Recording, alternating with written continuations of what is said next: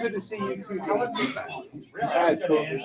I tried to catch up on some of the. I watched the panel discussion, which was really good. I wasn't here for any of that. I watched some of one of your lessons. I didn't get a time to. I did watch. Where have we been having internet? No, I watched yours last week. The I one, watched the service one last was real. The service was really choppy. The service, I could only get the first 8 minutes, and then I couldn't get the rest. Yeah, But I got the whole, yeah. The service got all choppy. and then previous week, I got the panel, where I got the service. What did you discuss last? Because I didn't get a chance to watch that one. So if you watched the first one I did, that was the church future. Yep. Yeah. So last week I talked about the church present. Alex, why The don't I church go started. sit there? That way there's not a gap. After you, Yep. I'm gonna come back and Two people point back sit over there. to Pentecost in Acts 10 and say, look, we can see that the church started No, Daddy's by still looking at what Peter's doing here with the Gentiles. So Nice. Yeah, I am all over the map. that's fine. I've got stuff Hey, from man, all over. we're here We're going to for- talk kingdom building, Good. and then we're going to do a highlight on the missionary from Papua New Guinea. Great. From the. So take your time, go through it. Just remember you have the kids today because Yeah, I'll. we're I will temper some of the martyrdom piece there a little bit. You know, use your best judgment, Dale. I trust that. So Yeah, I wasn't prepared for that, so Yeah. I'll scale that one back just a hair. Just be conscious of it. Yeah. Do well, I'm sure. Yeah, I think the kids will all be okay.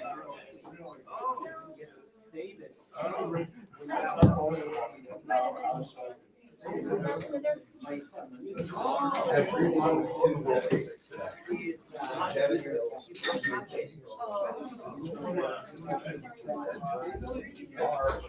They're on their way back now. It's like a thing. I think we're one week in today, and that's just Mr. Lazaro.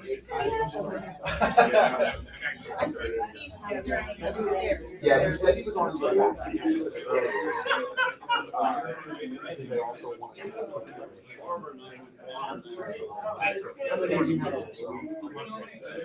Don't worry. You're used to it. You're the pro.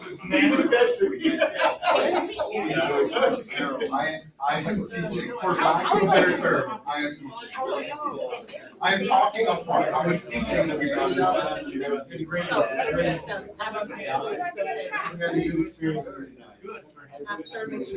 We're getting geared up for leaving Thursday.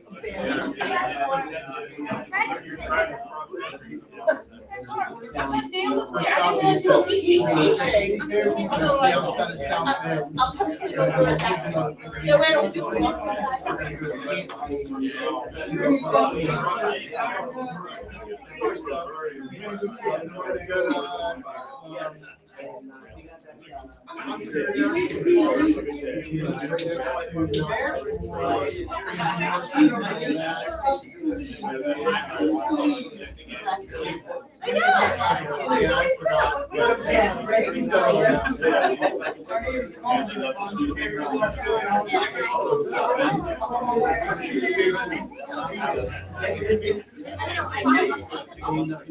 Yeah.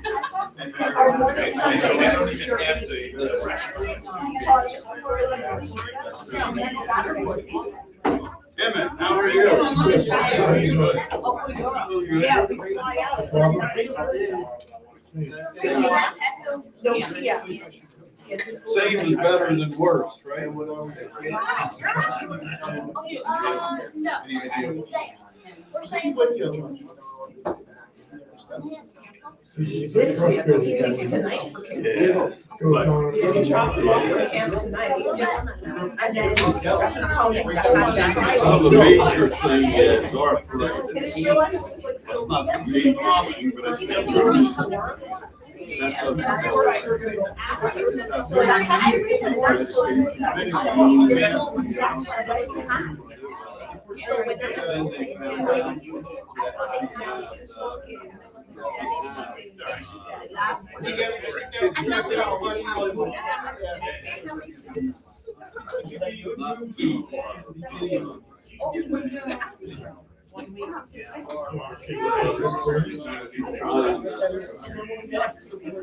Trying to not eat certain things and all that are a little harder on the kidneys.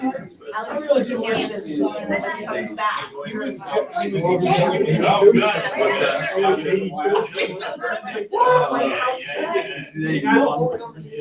It's lighter than the last time. Maybe everyone heard that I was teaching and decided to stay away. Probably not true. I'm okay with that.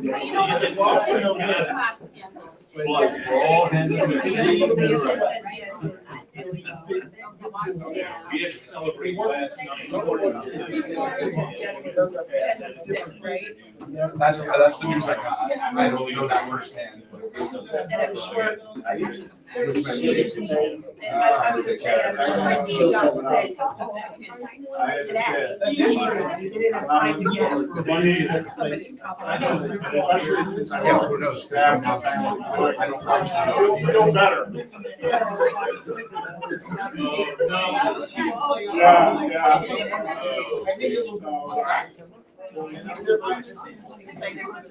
Oh, He has to work. That one.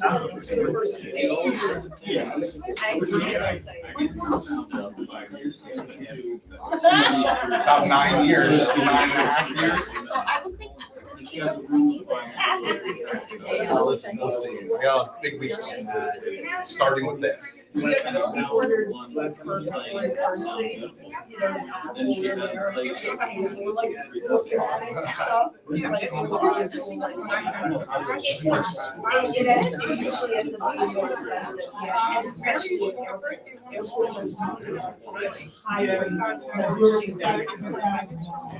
I also didn't want to have to worry about the train down in St. Paul. You know, over there too. So I know the airports are like terrible for it.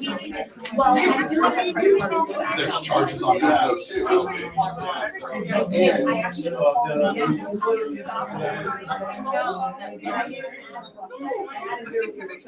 Like, remember, you gotta remember too, so it's a lot more like they would like cash in hand. The one currency, and you know, it's like the smallest bit is $5. Because it's worth $1.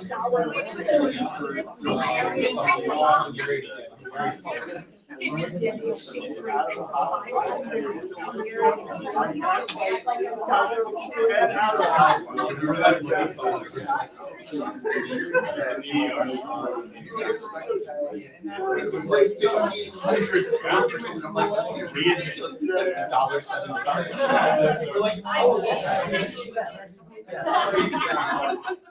I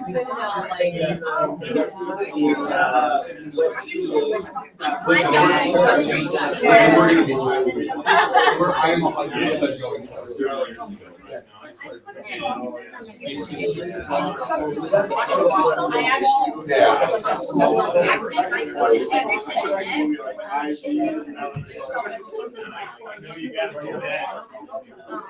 So that it's smaller.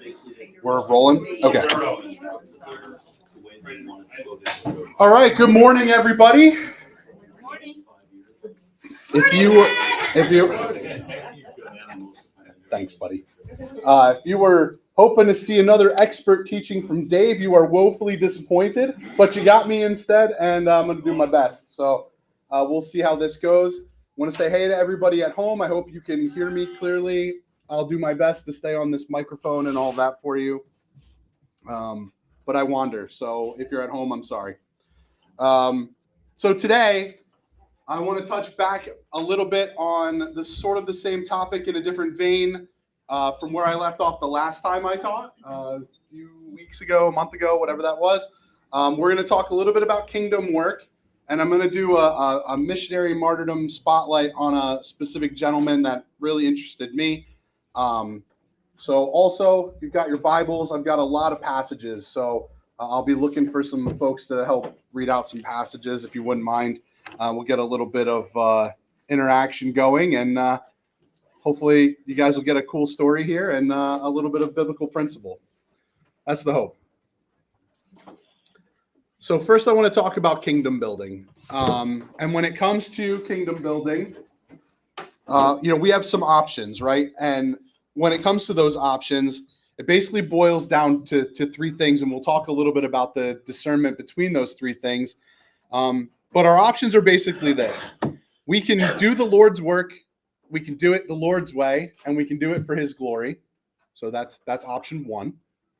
We have doing the Lord's work in our own way, and for our glory. That's option two. Or we could just plainly do evil work. We can do the devil's work and ignore what God's calling us to do. And when you look at these things, what's really the difference between them, right? Are we splitting hairs? Where are we doing here? So I wanted to dive into this a little bit to lay a little bit of groundwork about how we go, right? When we talk missions work. So for me, as I read through all of this and did some preparation, the great divide really isn't between options 2 and 3, if you ask me. Doing the Lord's work in our own way versus doing the devil's work. The great divide really, for me, comes down to options 1 and 2, right? So if you look at options 1 and 2, doing the Lord's work in the Lord's way for his glory versus doing it our way and displaying ourselves just so we can look impressive. I think John the Baptist probably articulated this the best. Will someone open up and please read for me John 3:30? Anybody got a Bible they want to read that out for me? Or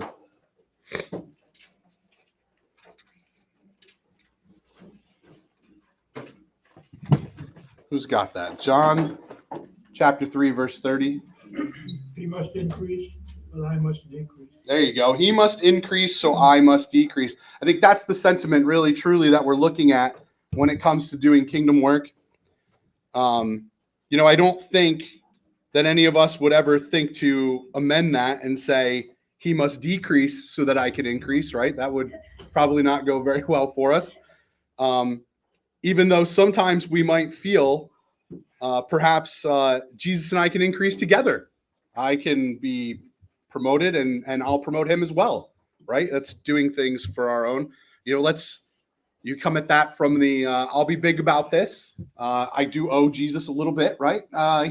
He's done a thing or two for me in my life, so we can grow together, right? That's probably not also what that sentiment is telling us, right? We want to make sure that we understand that our flesh doing these things is going to be of no help for us at all. And I know we've talked in the past a little bit about the inertia of that, inertia being some movement, but that movement isn't going to actually get us anywhere if we're doing it all under our own power, right? So we have to understand where that's all coming from. And we need the Holy Spirit to let us shine that light of what we're doing. So again, as we continue to think about the differences here, we might think that some of it between doing the Lord's work his way and doing it our way is just a matter of degrees, right? Or emphasis, or maybe the nuanced way we go about doing it. But I ask you to think about it like a scale, right? We might think that the Lord's work in the Lord's way is just an upgrade to the way we would do it, right? But that's really not true. It'd be like saying, well, our way is maybe a 5, but if I did it God's way, it's going to be like an 8 or a 9. There's no scale to this, right? There's no gray area. You're either doing it or you're not. And if we're not doing it, then that's a betrayal to God. And we have to remember to think about those things, that if it's something that we've been called to move upon and we're going to act on it, if you're not doing it with the intent that the Lord's given it and delivered it to you, then you're essentially betraying God and using false glory for all of that. And if you're doing that, you're essentially just doing the devil's work, right? You're doing it for him. And it's the exact same thing. So that's how I wanted to point that out. I know that's extremely uplifting. Let's move on to the next to the next here. I thought this was a cool quote from Robert Louis Stevenson. He says, "We don't measure success by today's harvest. We measure success by the seeds that you plant." And that's all we're called to do, right? That's all God asks us to do. We don't bring anyone. That's for God to do. But our job is to get out there and do it. We have to broadcast that so that it's known. And the rest we leave to the Lord, right? So can someone read for me Acts 20, 29 and 30, please?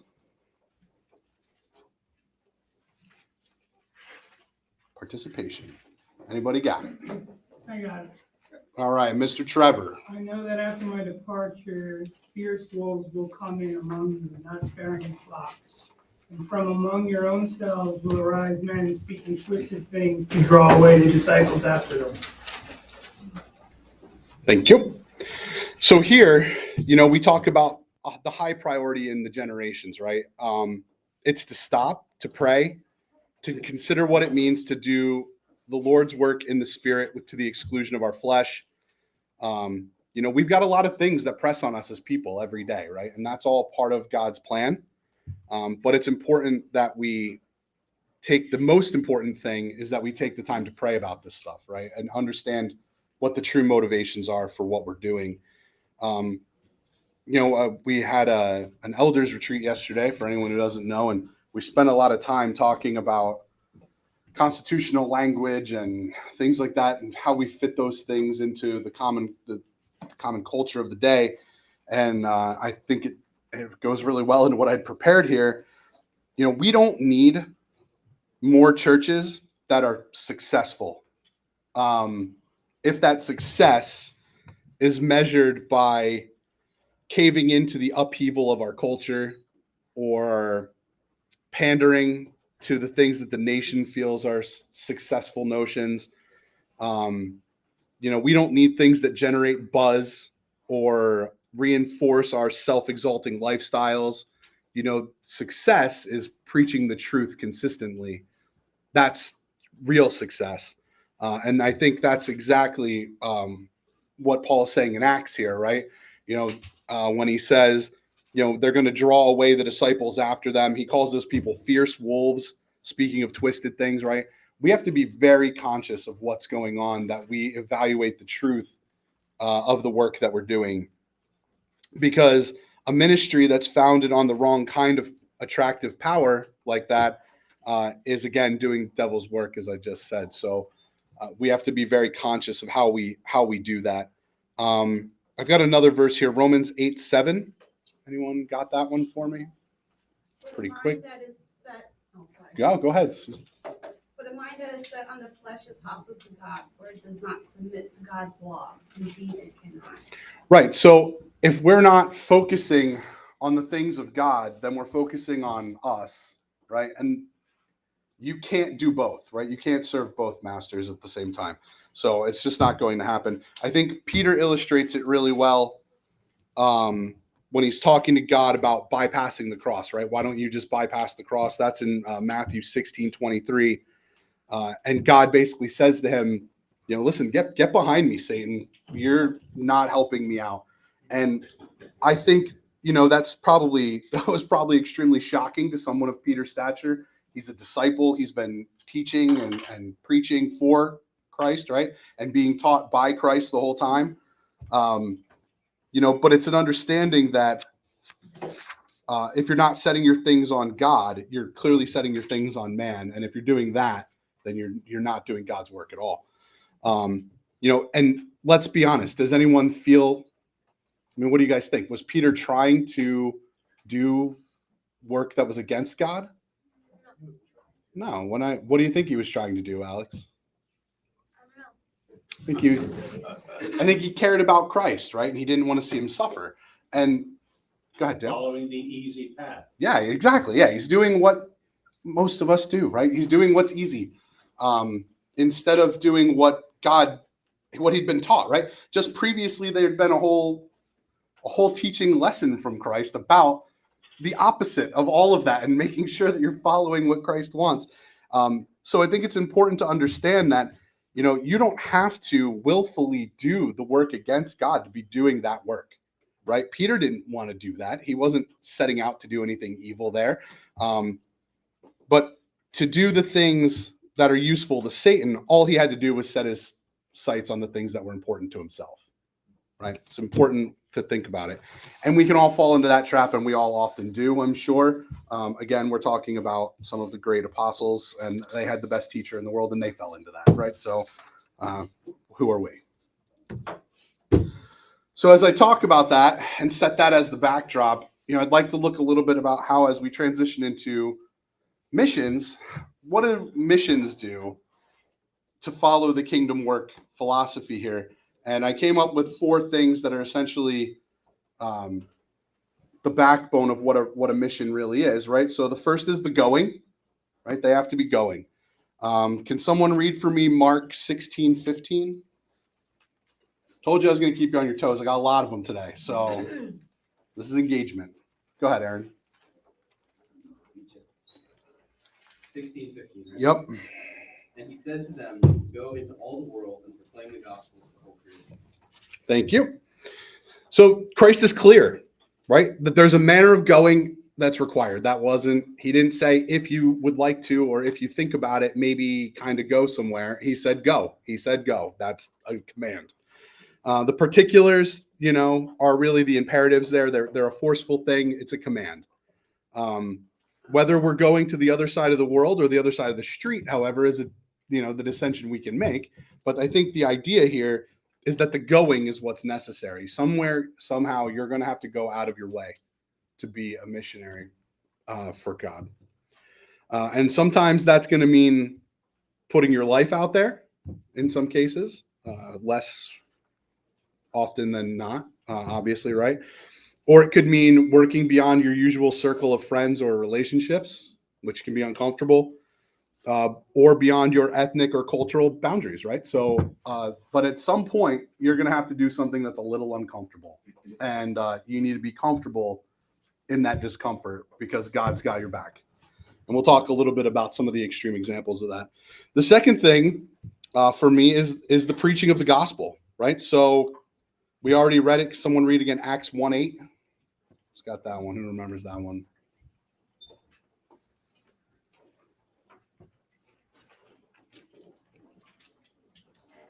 I hear pages. Go ahead, Dave. Yeah, Acts 1:8. But you will receive power when the Holy Spirit has come upon you, and you will be my witnesses in Jerusalem and in all Judea and Samaria and to the end of the earth. Pretty comprehensive list. It's everywhere, right? That means everywhere. And preaching the gospel is a centerpiece of that. Missions want to spread the good news, the redemption of Christ. That passage in Luke is sort of the core content of what that means as we look at all this. Every active mission is sort of set on that central purpose, right? You're winning souls for God. Next, I have Matthew 28, 19 and 20. And this is more in the line of discipleship. Go ahead, Mike. Go therefore and make disciples of all nations, baptizing them in the name of the Father and of the Son and of the Holy Spirit, teaching them to observe all that I have commanded you. And behold, I am with you always to the end of the age. So as we dive into that piece of it, right, I think I call that discipleship, right? Because it's not just about making converts for the missions field. It's more about understanding that a convert and a disciple are two very different things. And discipleship is going to be key. And that means that they've been given, essentially two very specific things that, we're supposed to do.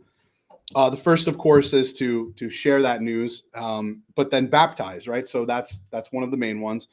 And as they start their new lives, as we're finding these folks and the Lord's calling them in, they need to submit.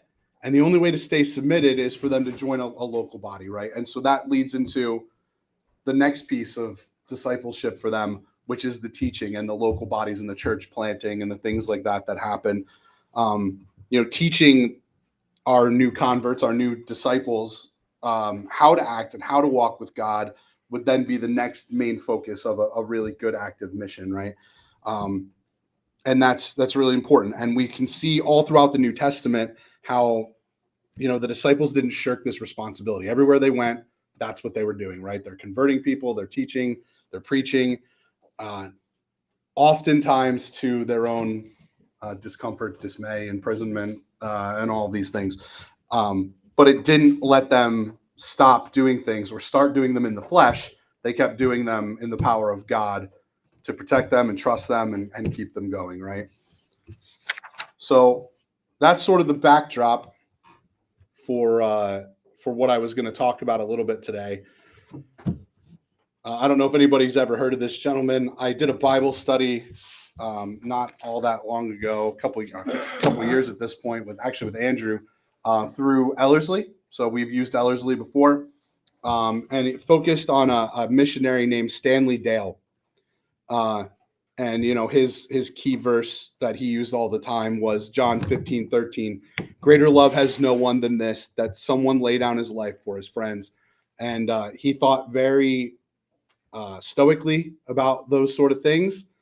He was a guy who was an very imperfect person. He made a lot of enemies. He was a very forceful individual, but God still used him to great ends, to do some incredible things, to witness for a people who were in an extremely dark place. Trevor, you had a comment? So Stan Dale's a missionary, and he had a fervor and a willingness to go to a people called the Yali in what's Papua New Guinea in the 40s and 50s, West Papua New Guinea now. He was undeterred by the reputation that these are tribal hunters. These people were completely dark. He had read about some folks who had gone almost 100 years before him, which is what spurred him to want to be there. But he and his family, so he took his wife and children into this hostility with him. And he displayed an unwavering commitment to the gospel. And I just thought, what a cool story to show how God can care for those who are truly acting in his will, then to give a little highlight on him and talk a little bit about his life and how God used him.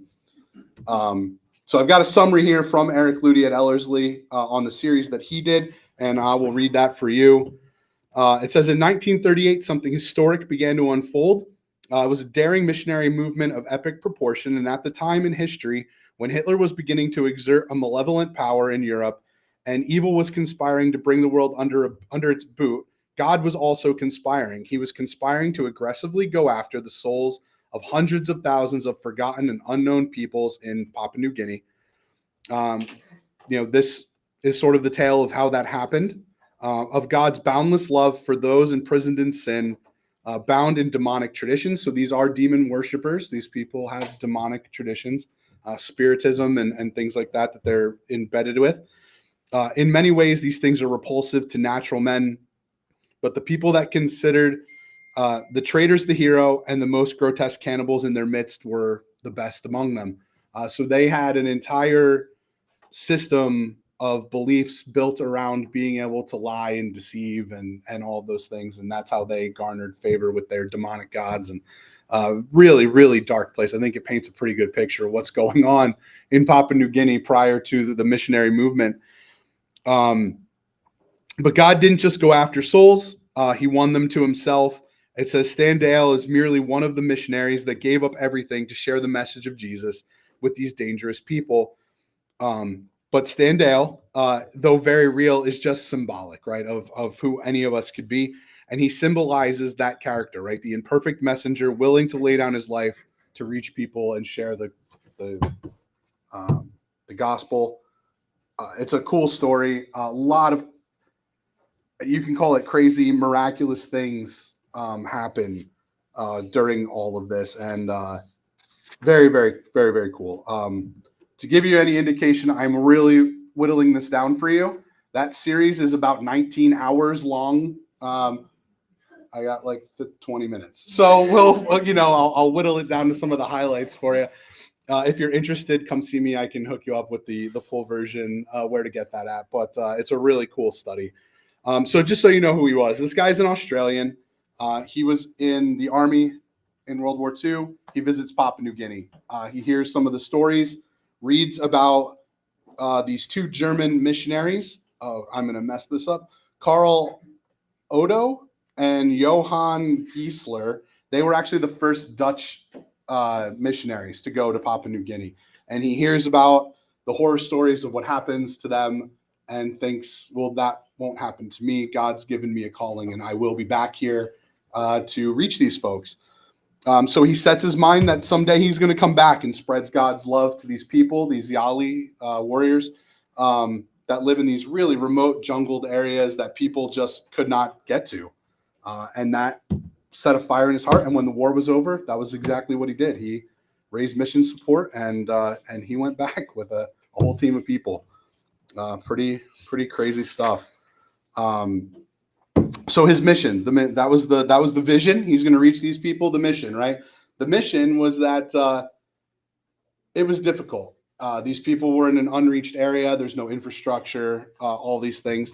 So it took a long time to get to them. They were hidden. They were a completely unreached tribe, right? So they were uncontacted for the most part. Climate and terrain and language barriers were the least of their worries, because these were also cannibals. So there was attack at all times. And people really didn't want to dare to explore the area. That was until he got there in the late 50s, and then 1960 when they finally built an actual station in Papua New Guinea. He and his partner, I'm going to mess this up too, Bruno Delot, is a French guy that went with him as well. They scouted by plane, right? They were trying to find a way that they could get in there, build an airstrip. They did it all. They went in with planes, they took boats, they hiked, they met locals and tried to win them over. They did finally find a friendly tribe called the Danis tribe. And they were able to have these guys decide to work for them. They saved both of those men and got to work on the rest of the tribes in the area. Very, very cool. Yeah, so he had one guy named Sui who would essentially go ahead of him, letting them know that these white guys are coming. Don't shoot them. And it didn't always work out like that for them. Very crazy stuff going on. But finally, after it was like almost 2 years of exploration, they were able to find a way to get in and get their work done. And the famous story, again, these accounts all come from, I forgot to tell you, they're all from a book that was written just after his death called The Lords of the Earth, is where most of this text comes from. Very, very cool stuff, though. So that's how difficult of a mission that truly was, right? Just getting there was nearly impossible at the time. But then once they get there, they don't even set up camp, right? While the crew is setting up a camp, this guy, Stan Dale, marches right into the valley of these cannibalistic warriors because he wants to start meeting people immediately with no language to use and no infrastructure and no relationships. So basically, he walks through this tribe called the Balinga, and he offends them in every possible way because he's not using any of their customs. And on the other side of the valley is another tribe called the Yabi.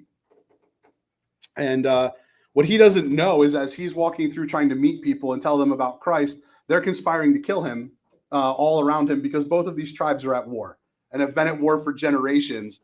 But he doesn't stop. Again, this is a guy who doesn't listen to anyone. He's got this sort of blindsided view of how he's going to reach people for Christ. It's just a crazy story. And when it all ends up, he ends up in the lowest part of this valley between these two warring groups and realizes that he's alone. He's the only guy left. The whole crew has decided to turn back and that there are safer ways to go about this. And because of the boldness, these warriors don't know what to do. They don't understand who he is, and they think he must be sent by their demonic gods to help them. And both sides claim him as essentially a god sent to them to help them. And so neither one wanted to kill him because they were both trying to claim him, which is this crazy thing, right? So by all accounts, he should have been dead. But because neither side would stand down, he's alive, which is just this wild thing. And when that's all finally said and done, the interpreter finally catches up and tells him the whole story, and they peel back a little bit. And he ends up calling a meeting with their tribal elders. And for the first time in generations, those two tribes are at peace. And that's the foundation of that work that they get to do.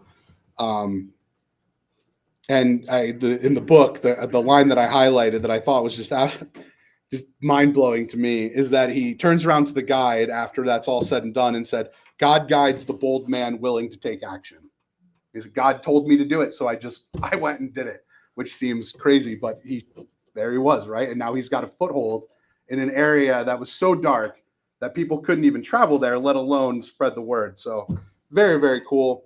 But he was determined that the work must go on. He didn't do it alone, though. He had a big help. As he went back to raise additional support funds to Australia, he had the helper. And so I told you a little bit about how Standale operates. He's sort of like a bull in a china shop in this culture that he knows nothing about. He offends a whole lot of people. He makes a whole lot of enemies.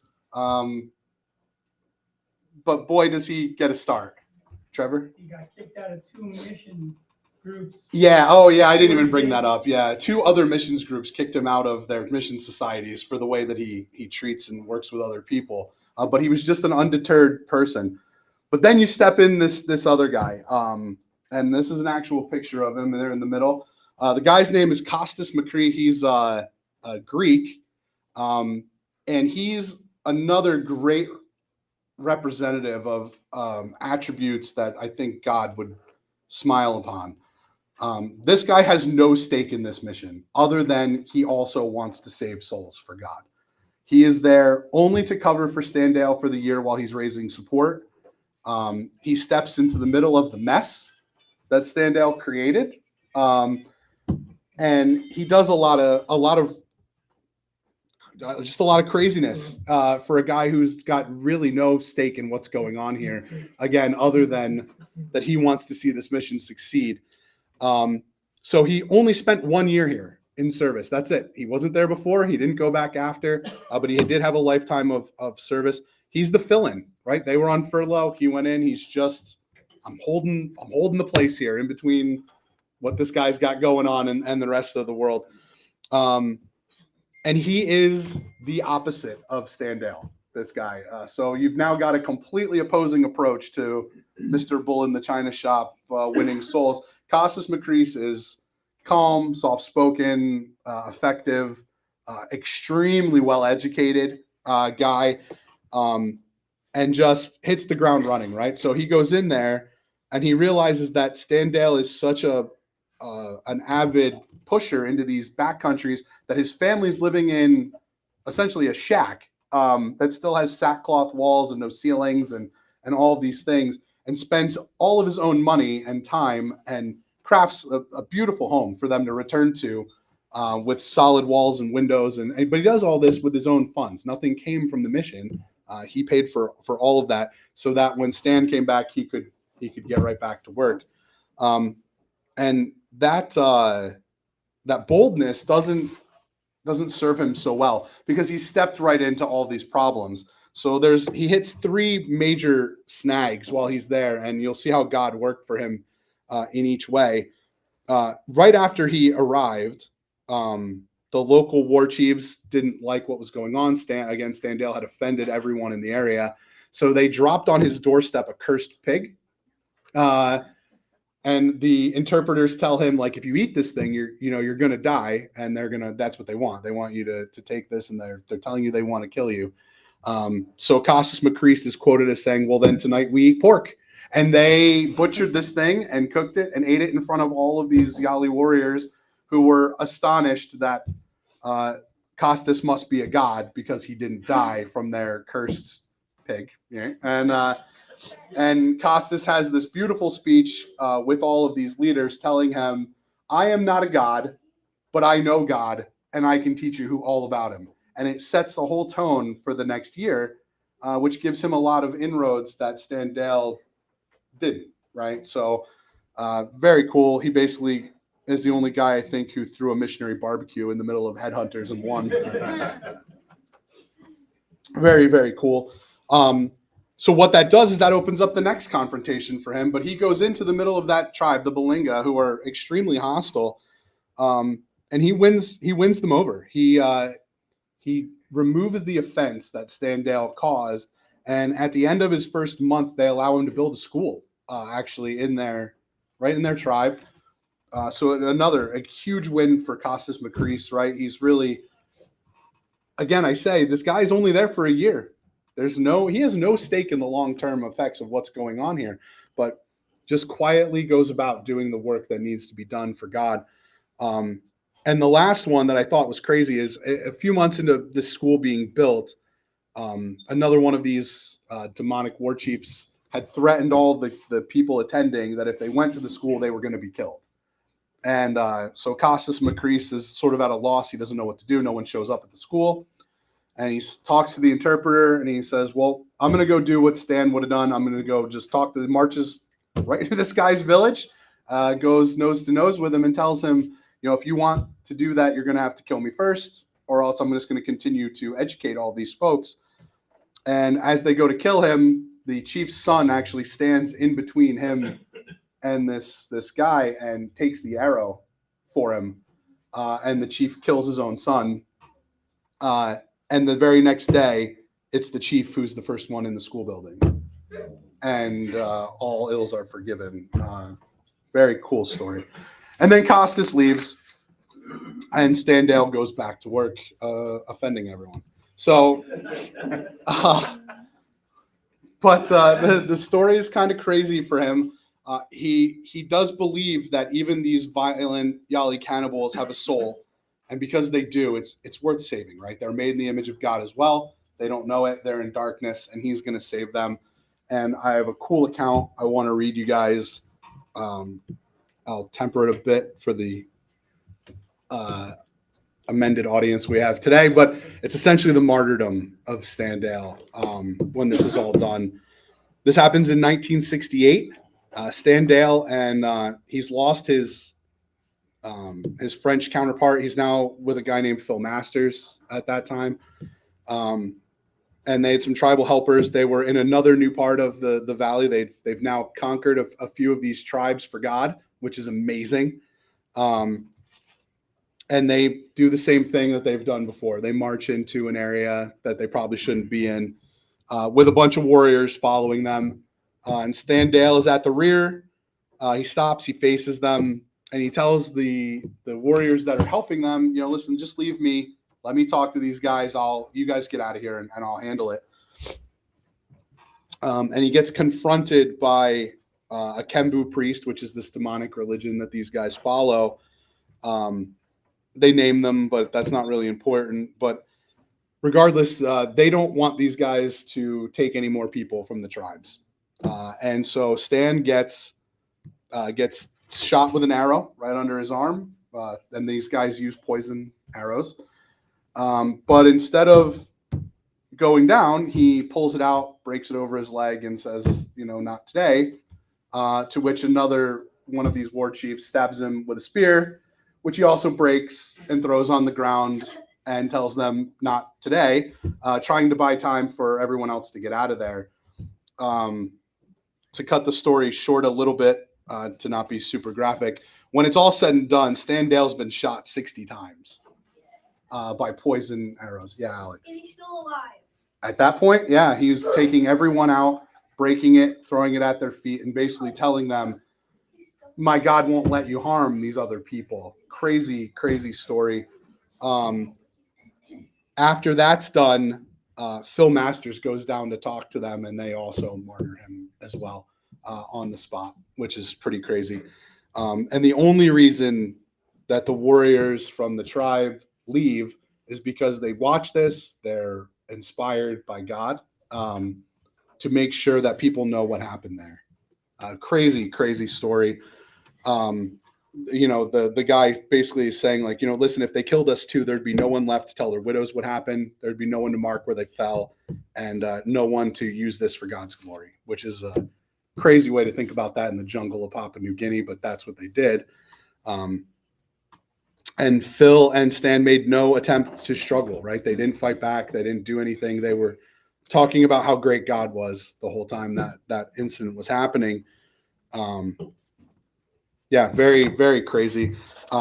Additionally, because of the fervor and the way that these men went about conducting themselves, they were also dismembered and burned because the tribes were so convinced of the power of God that they had heard them talking about resurrection, and the last thing they wanted was these two crazy white guys coming back to life and marching for more souls again, which is just a testament to the power they demonstrated on God's behalf, right? That they would think they had no understanding of what we do, but they were so fearful that our God was going to come and wreak vengeance on them through these men that they went to great lengths to make sure that they would not be around any longer.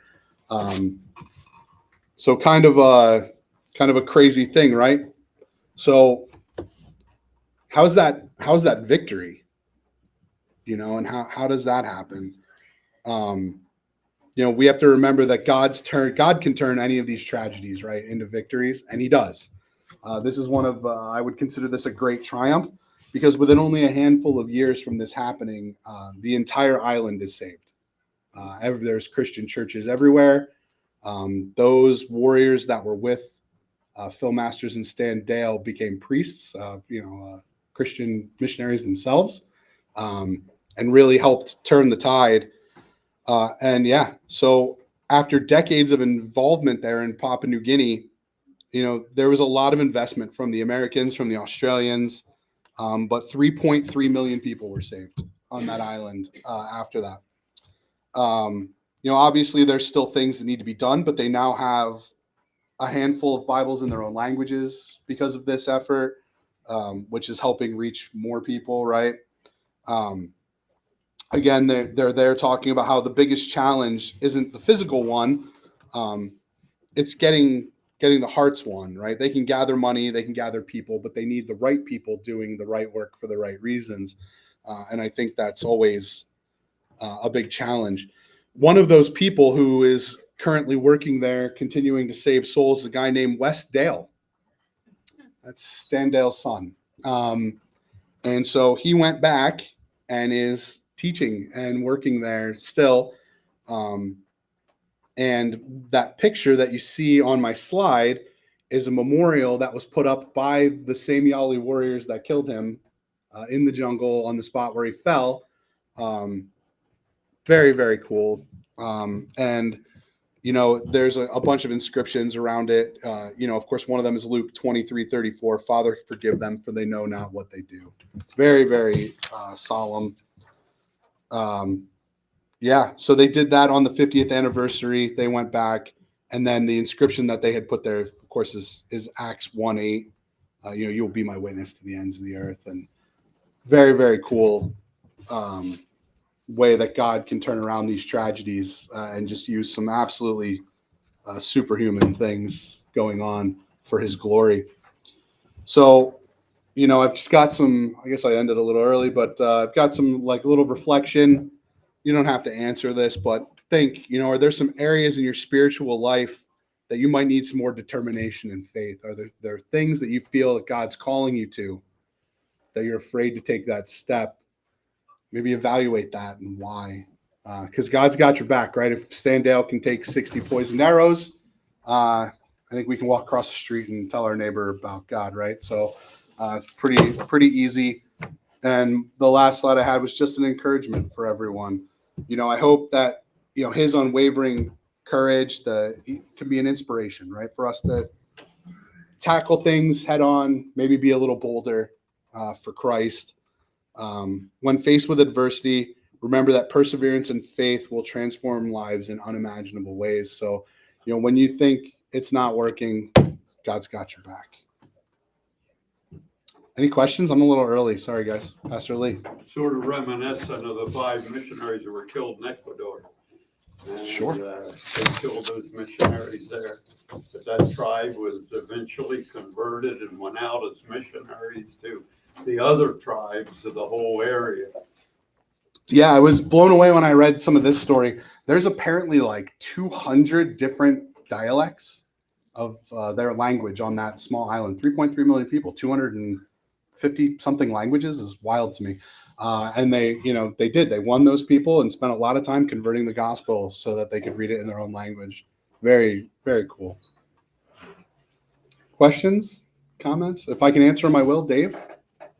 Yeah, just a comment. It's kind of interesting, and I think you have talked about this before, that, God calls us, and God qualifies who he calls.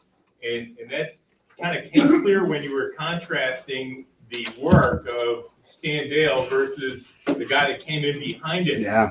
Sometimes when you need to make a change in any institution that is going down the wrong path, and clearly the people here, as you described, were going down the wrong path. Sometimes you need something that is like a bull in a china shop, and Stan Dale seemed to go in there like that.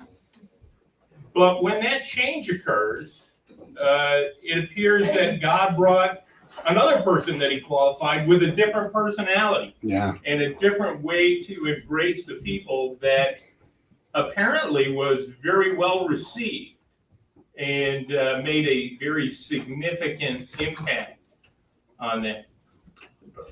Perhaps the best part of that whole story, Dale, is the fact that, here we are 60, 70 years later, and we can see the impact of what those two individuals and the people that were with them did. They availed themselves to God. God used them and changed the culture. And that's incredibly interesting. Yeah, it's an amazing story of what happens when you're doing God's work for God and not for yourself, right? Good, Trevor? I went through that study twice, 19 hours times 2. I got a lot of driving. But I always love that he was specifically made by God for that mission. There was no one else that could do that. Even if you learn his backstory, he had it real rough. And I mean, the jagged cliffs. There was one point where he had 12 arrows in him before that. Oh, yeah. Or 6 arrows in him, and there's 12-foot arrows. And he's like, it's not my time yet. And then that's it. And then he marched 12 hours out of that jungle when they surprise hit him with arrows, and climbed a 1,000-foot cliff at the end of it and survived and came back. He was made for that challenge. Yeah, I think my favorite part of that whole thing is actually Costas Makris, the stand-in guy. None of what he did he ever get to see the fruit of. Not a single thing there. He left and he went to another area of the world. He was a missionary his whole life until his death sometime in the late 70s. But he never got to see any of that work he did. He just did it because it needed to be done, and he did it quietly without broadcasting it to anybody. Had it not been for Phil Masters writing this book, no one would have ever known who Costas Makris was, in regards to this, at least, for a year in the jungle doing manual labor and just doing the things that God needed to be done. But that's not who he was, right? He was there trying to solve things, make things better, pave the way so that more of the Lord's work could be done. It's just an amazing testament to who that guy was as a person and what the Lord does to people when they're doing things for him. Anyone else? If not, we can pray and we'll go begin our worship service. All right, let's pray. Father, I thank you so much for our time together today. I hope that this lesson was able to encourage. I hope it was able to give some demonstration to the truly awesome power that you hold. And I pray that it could maybe waken some folks up out of a sedentary Christianity. I pray that you continue to be with us. We thank you so much for the time that you've allowed us to have and the openness in which we can do it. I pray that you would be with all those in the worship service, that they might continue to lead us well. I pray that you'd be with Pastor Keith as he delivers the message today, that you would just give him, the grace and the humility to deliver what it is that you need from him for us. Amen. Thanks, everybody. Bye, everyone. Yeah, buddy. Why did you talk about the guy named Bruno? We don't talk about Bruno. It was good. Actually, it wasn't too bad, especially on the way down, because we